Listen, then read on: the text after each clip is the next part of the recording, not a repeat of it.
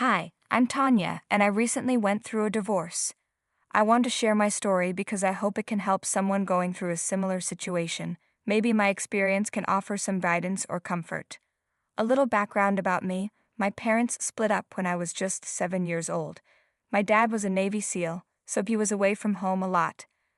Eventually, my parents' relationship fell apart. My mom remarried a man named Paul, and I ended up living with them. Unfortunately, Paul was abusive to me. The worst part? My mom knew but loved Paul too much to do anything about it. She just pretended it wasn't happening. My dad would visit sometimes, and when he did, I would spend the weekend with him. But being young and scared, I never told him what was happening at home. My dad and I were always really close. He made me feel like I was the most important person in his life. One day, when I was almost done with middle school, I went to the beach with my dad. I was wearing beach shorts, and he noticed some bruises on my legs. "Hey, what's that on your leg?" he asked. I tried to brush it off, saying I just got hurt, but he was concerned. He asked if I was hiding something. I finally told him the truth, that Paul was cruel to me and sometimes hit me. My dad was furious and promised that it would end right away. He took me to live with him and got full custody of me after legal proceedings. Life with my dad was much better. Because of his work, I sometimes stayed at my aunt's house nearby. My mom tried to apologize and reconnect, but eventually she cut me off. To be honest, I was never as close to her as I was to my dad.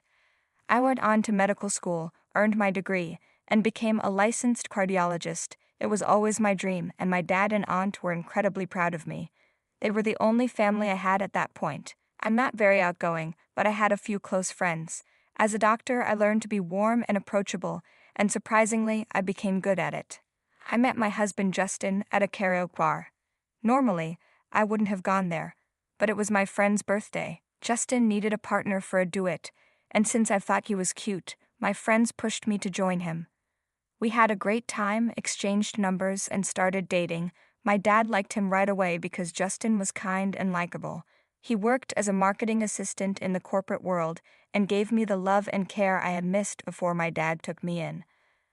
A year into our relationship, Justin took me back to the same karaoke bar where we first met and proposed to me. "I think it's time for us to start the family we've always talked about." "What do you mean, babe?" I asked. "Tonya, there's something I've been wanting to ask you for a while now," Justin replied. "What is it?" I asked, curious. Justin took a deep breath. "When we first met at that karaoke bar, I had no idea I was meeting the love of my life. You've brought so much happiness and warmth into my life, and I can't imagine spending it with anyone else. Will you marry me?" "Oh, baby, yes," I said, feeling a rush of emotions. To be honest, while some people might find it perfectly okay to get married within a year, it felt a bit early for me, especially with the emotional walls I had built over time. I said yes in the moment, but afterward I had a lot of thoughts about it. I loved Justin deeply, but I was afraid that if I asked for more time, he might consider ending our relationship, so I decided to go along with it. We had a very private wedding ceremony. I invited my mother, but she didn't show up, which was disappointing because, after all, she was my mother. However, my dad was there, and I was immensely grateful for his presence. He walked me down the aisle, and I was officially married to Justin. A year into our marriage, we were blessed with a beautiful baby girl. I remember after my delivery, the room was filled with balloons and flowers as everyone came to visit: my dad, Justin, and his parents. As a new mother, I decided to take some time off work to be with my daughter. That early time with Amanda was incredible, and I still cherish every moment of her babyhood. There's truly nothing as beautiful as bringing a child into this world. It's a testament to the wonders of life. Justin was working during this time, but eventually I had to return to my job. Justin was amazing as a dad. He had a knack for being super playful and gentle with our daughter. I mean, the guy would even let her put makeup on his face. He was a real sweetheart as a dad. But here's the thing: with both of us going back to work, we decided to hire a nanny to look after Amanda. She was a little bundle of energy, and we wanted her to have the best care while we were away. After some time, I got pregnant again, and then, out of the blue, came the big surprise. The doctor told us we weren't just expecting one more addition to our family, we were having twins. It wasn't exactly what we had planned for, but it brought a huge amount of joy into our lives. Little did we know that with the arrival of our children, the dynamics of our marriage were about to change. Justin never openly said it, but I started to sense that he wasn't thrilled about the fact that I earned more than him. I really picked up on this when our friends Carrie and Dylan came over for dinner during my third trimester. "So how are you guys feeling about the babies on the way?" Dylan asked. "Oh, we're excited." "A little nervous, but mostly excited," Justin answered. "Speaking of babies, have you guys thought about names yet?" Carrie asked. "Yes, we've been brainstorming. We want something unique, but not too out there, you know," I replied. "Any favorites so far?" Carrie continued. "We've tossed around a few ideas, but we haven't settled on anything yet," I said. "How about family names? Those can be really meaningful," Carrie suggested. "Absolutely. We've been shopping a lot lately, looking at strollers that can accommodate multiple babies. It's been overwhelming, but we'll figure it out," Justin added. "It's amazing how much stuff you need for 2 babies, right?" Dylan said. "Tell me about it. Our checklist keeps getting longer," Justin replied. "Tonya, do you miss being at work?" Carrie asked. "A bit," I admitted. "You know, being a doctor is tough, but when you treat people and help them, it just feels so good to see their smiles." "Wow, a corporate worker and a doctor. Do you even manage to find time to make all these babies?"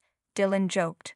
"Ah, come on," Justin laughed, but then Dylan added, "I'm pretty sure your wife must be the money bag in the house, huh?" "Well, you know how it is, Dylan," Justin replied with a forced smile. "I actually earn more than Tanya. Ask crew this, let's bring out the dessert," Justin said casually. I couldn't believe what I was hearing. Why would he lie about something like that? After Dylan and Carrie left, while we were doing the dishes, I decided to confront him. "Justin, can we talk for a moment?" I asked. "Sure, what's on your mind?" he replied. "You said you earn more than me, that's not true, is it?" "No, it's not true," Justin admitted, looking down. "Why on earth would you lie about something like that?" I asked, feeling confused.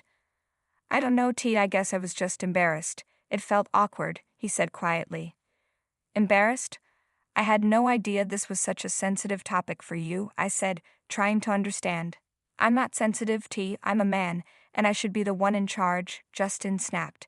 "You've never complained about it before. What's got you so worked up now?"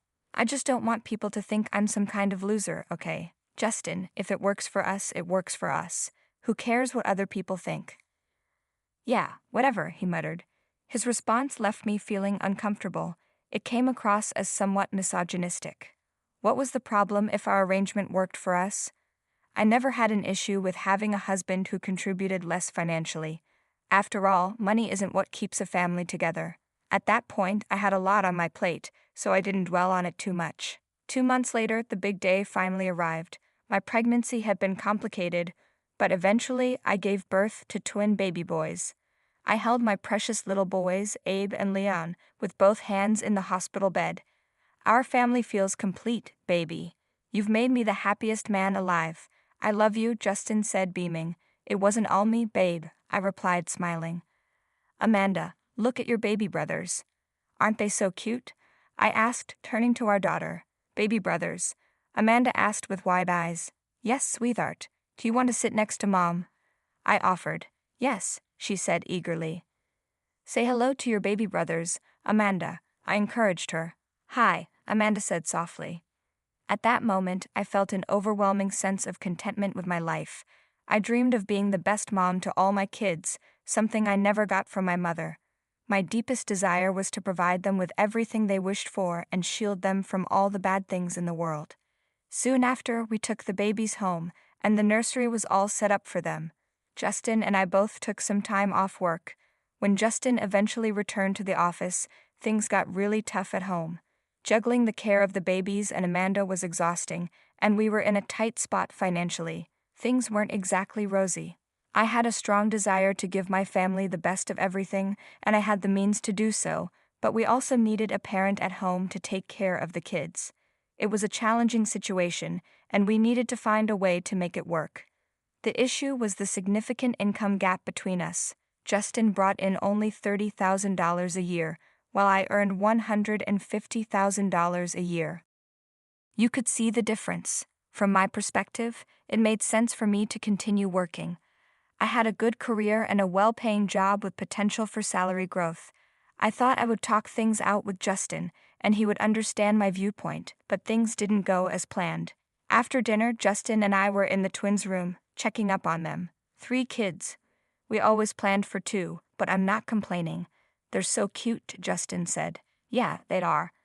Well, I want to talk to you about something, I began. Sure, what's on your mind? He asked. We need to secure all our kids' futures, you know. I know I might be thinking too far ahead, but we can provide them with better opportunities. We can even help them with their college if they need it, I explained. You're right, Justin agreed. If I continue with my job, we can save more. And if I work for a few more years, I'll likely get a raise, I said, feeling hopeful. That would be amazing, but who will stay with the kids at home while we're working? Justin asked. What if you quit working and stay home to take care of the kids? I suggested. Are you kidding me? No way, we get along with them so well. Justin responded, looking shocked. What I mean is, I am the man of the house. Just because you have a higher paying job doesn't make you the decision maker, Justin said, his voice growing tense. Justin, are you kidding me? Can't you see we would have a better life if I went to work instead?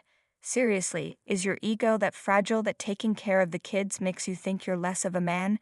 I asked, my frustration boiling over. Justin looked furious, something I had never expected. He raised his hand and slapped me across the face. How dare you say that to me? You're trying to be the boss, aren't you? Just stay in your place, do what you're told, and listen to me. Justin shouted before leaving the room, leaving me in shock. I couldn't believe what had just happened. How could my husband, the father of my children, someone I thought loved me, do this? I was devastated, angry, and scared all at once. I didn't know what he might do next if I made another mistake. That night I couldn't sleep. I spent the night on the couch, thinking about my options. I knew I had to leave this marriage, not just for me but for the kids too. I remembered going through something similar when I was young, with my mom's husband Paul. My dad had taught me what a real man should be like after that experience. Suddenly, one of the twins started crying on the baby monitor, and it hit me. The baby monitor in the twins' room must have recorded everything that happened. I had proof. The first thing I did was save the footage, and then I started forming a plan. I waited until morning, making sure Justin and the kids were still asleep. Then I called my dad. Good morning, Bunny, my dad answered. Hey, Dad, you're calling me so early today. Is everything all right? No, Dad, something happened last night. I need help, I said, trying to keep calm. What happened? Are you safe? My dad asked, his voice full of concern. For now, yes. But last night Justin and I argued and he slapped me, I explained. What? How dare he? Why did you wait all night to call me? He exclaimed. I didn't know what to do, Dad, I admitted. Sweetheart, remember what I've always said. I'm here for you whenever you need me. I mean it, he reassured me. Well, Dad, the thing is, all of this happened in the twins' room, and it was recorded on the baby monitor, I said. Bingo, we have proof. We're going to get him. I know some people in law enforcement. Honey, stay put. Where is Justin right now? He asked. He's still sleeping, I replied. Send me that video and get the kids ready. I'm coming, he instructed. I quickly woke up Amanda and gathered the twins, packing a bag for them. I forwarded the recording to my dad and waited anxiously in the living room. Just 15 minutes after the phone call, there was loud knocking on the door. As I approached, I heard Justin coming down the stairs. Who's at the door? Why are the babies here? What's going on? Justin asked, confused. Open the door. It's the police. A voice shouted. The police? Who called them? Justin rushed down the stairs as I opened the door. The first person to enter was my dad, who hugged me tightly. Thank God you're safe, honey. I'm so sorry this happened, he said.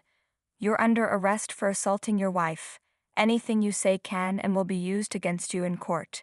You have the right to an attorney. If you can't afford one, one will be provided for you. The police officer said as he handcuffed Justin. Is this about last night? You've got it all wrong. It was just a big misunderstanding. Justin protested. Get these cuffs off me. You're going to pay for this. I promise, Justin shouted angrily. My dad stepped in, his voice firm. I will break your jaw if you ever speak to my daughter like that again. Consider yourself lucky I didn't handle this myself. Take him, officer. After that, my dad drove me and the kids to his house. Both Justin and I hired lawyers, and there was a lot of courtroom drama. Surprisingly, Justin's criminal record included a bar fight where someone ended up hospitalized for a month.